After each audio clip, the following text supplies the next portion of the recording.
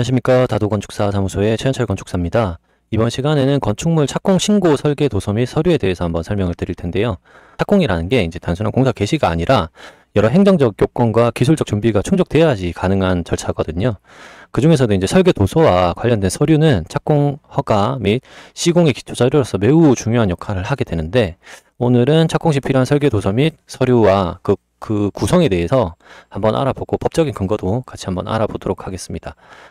착공에 들어가게 됐을 때, 요 내용에 대해서 제가 설명을 좀 드리고 난 뒤에, 별도로 착공에 필요한 설계 도서라고 해서 요거는 법에 나와 있는 이제 착공에 필요한 도서 내용이고요. 그 이외에 목록을 제가 만들었는데, 요거는 제가 실무를 하면서 사용했었던 자료이기도 하고, 요걸 보시면서 나중에 이제 더 추가하거나 빼거나 뭐 이렇게 하실 수 있어요. 도서 종류하고 그 다음에 이제 필요한 서류 목록 이렇게 나와 있습니다. 그러면은 법령 내용부터 한번 보도록 하겠습니다. 자, 21조 건축법 21조 착공 신고가 있는데, 제 11조 14조 또는 20조 1항에 따라 허가를 받거나 신고를 한 건축물의 공사를 착수하려는 건축주는 국토교통부 영으로 정하는 바에 따라 허가권자에게 공사 계획을 신고하여야 된다라고 되어 있고요. 건축법 시행 규칙 14조 착공 신고 등을 보시면은, 법 21조 1항에 따른 건축공사 착공 신고를 하려는 자는 별지 제13호서식 착공 신고서에 다음 각 호의 서류 및 도서를 첨부하여 허가권자에게 제출해야 된다라고 되어 있습니다. 그리고 계약서 사본이 들어가야 되고, 그 다음에 별표 4의 2의 설계도서가 들어가야 되고, 감리계약서, 보험증서 또는 공제증서의 사본이 들어가줘야 되고요. 여기에 별표 4의 2 착공신고에 필요한 설계도서가 있습니다. 착공도서 목록인데, 사실 위의 내용을 한번 쭉 읽어보시면 되는 거고요. 들어가야 되는 목록만 보시면 되겠습니다. 보시면은 건축이 있고, 그 다음에 일반, 구조, 기계, 전기, 통신, 토목, 조경 이렇게 나눠져 있습니다. 도면 목록표가 먼저 들어가고, 그 다음에 뭐 안내도, 그 다음에 개요에는 위치, 대지 면적, 지역지구, 도시계획사항, 건축물의 규모, 건축물의 용도별 면적, 주차장의 규모, 구적도가 나오게 되고요. 그 다음에 마감 재료가 나오게 됩니다.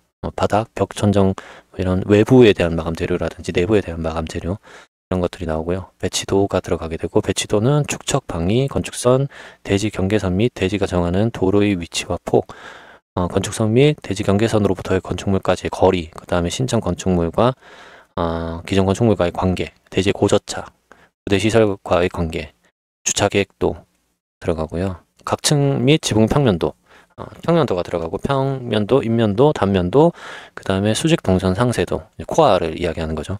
그 다음에 부분 상세도가 들어가고, 창호도, 건축 설비도 이렇게 들어가게 됩니다. 그리고 방화구역 상세도, 외벽 마감 재료의 단면 상세도, 그다음에 시방서, 도면 목록표가 또 들어가죠. 이제 구조 같은 경우에는 기초 일람표, 구조 평면, 인면, 단면도, 구조 가구도 들어가고, 앵커 배치도 및 베이스 플레이트 설치도 설치를 하게 된다면 들어가게 되겠죠. 기둥 일람표, 보일람표, 슬라브 일람표, 옹벽 일람표, 계단 배근 일람표, 주심도 들어가게 되고, 기계 같은 경우에는 설비를 생각을 하시면 되는데, 장비 일람표가 들어가고, 장비 배치, 개통도, 기준층 및 주요층 구조 평면도, 저수조 및 고가수조, 도시가스 인입 확인, 전기는 배치, 개통, 평면도 들어가고요.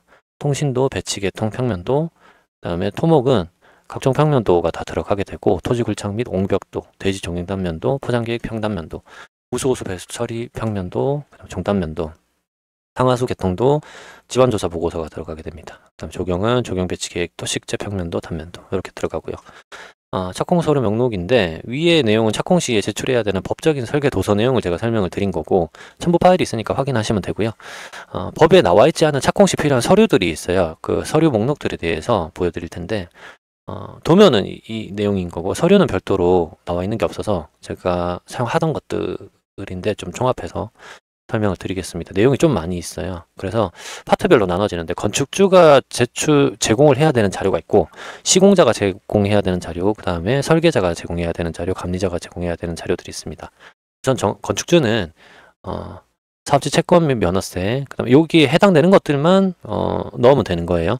그 다음에 사업자 등록증, 등기부등본, 부동산 개발업 등록증, 임대차 계약서, 정관 확인서, 주주명부, 주택건설 사업자 등록증 있고요. 시공자 같은 경우에는 사업자 건설업 등록증, 등기부등본, 건설면허 수첩, 지방세 완납증명서, 납세증명서, 인감증명서, 사용기 인감서 이렇게 쭉 있습니다. 그러니까 시공사에서 제출해야 되는 서류가 제일 많이 있고요. 건축주는 사실은 기본적인 사항들, 토지가 내 거다, 그리고 내가 이 사람이 맞다라는 것들을 증명할 수 있는 자료들이 좀 많이 있고, 그 다음에 뭐 부동산 개발업증이라든지 이런 것들은 부가적으로 조금 있는 거고요. 시공사는 준비해야 될 게 너무 많이 있습니다. 착공이라는 자체가 공사를 시작한다는 의미이기 때문에 시공자가 제출해야 되는 서류들이 제일 많이 있습니다.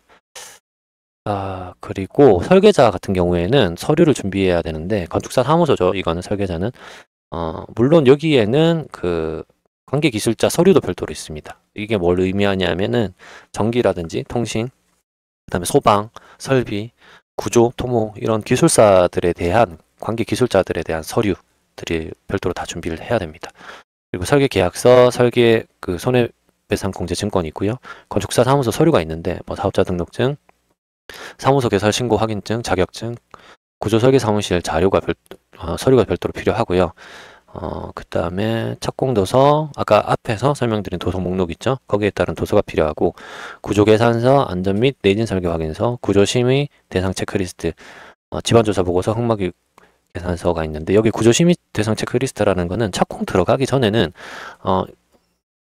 구조심의를 받는 건축물도 있어요. 그리고 서울시 같은 경우에는 굴토심의도 있으니까 굴토심의와 구조심의를 득하고 나면 득했을 때 조건부로 통과가 되는 경우가 있는데, 조건부로 통과가 됐을 경우에는 그 조건에 대한 이행 확인서를 어떤 식으로 이제 이행을 할 건지에 대한 확인서를 같이 제출을 해야 되는 겁니다. 그래서 제가 적어 놓은 거고요.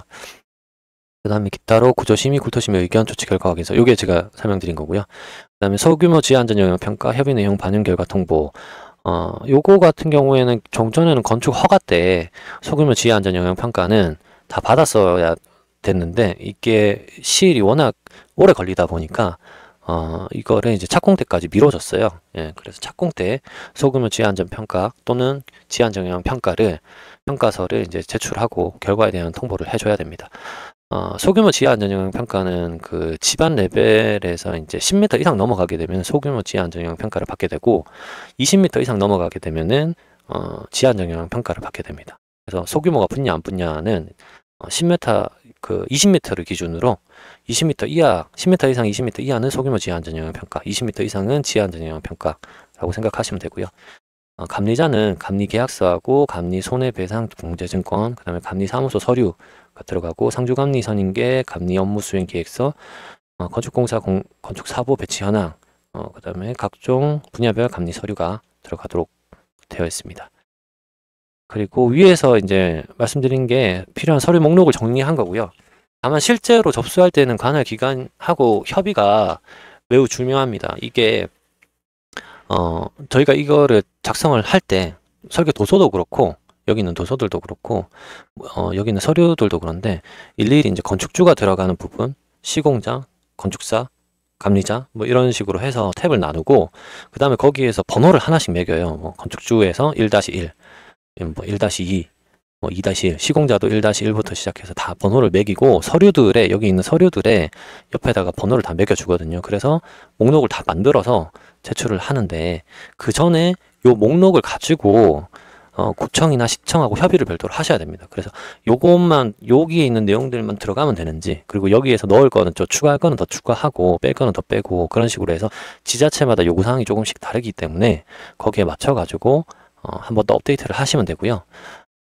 실무 환경에 따라서 이제 항상 최신 법령과 행정 지침을 확인하고 협의를 하셔야 되는 게, 새로운 법령들이 많이 생기는 경우가 있어요. 그래서 얼마 전에, 이제 몇 해 전에 강남에서 그 비가 많이 와서 우수 때문에 침수가 이제 발생한 사건들이 좀 있었는데, 그 이후로 이제 착공 때 지하 주차장에 내려가는 경사로에 방수판을, 이제 물이 이제 침범해서 들어가지 못하도록 판을 설치하도록 하는 내용들을 넣는 경우도 있었어요. 그래서 착공 때 그 지자체마다 요구하는 것들이 달라지기 때문에 꼭 그 담당 주무관과 협의를 하셔가지고 내용을 정리를 하시는 게 맞다라고 생각이 됩니다.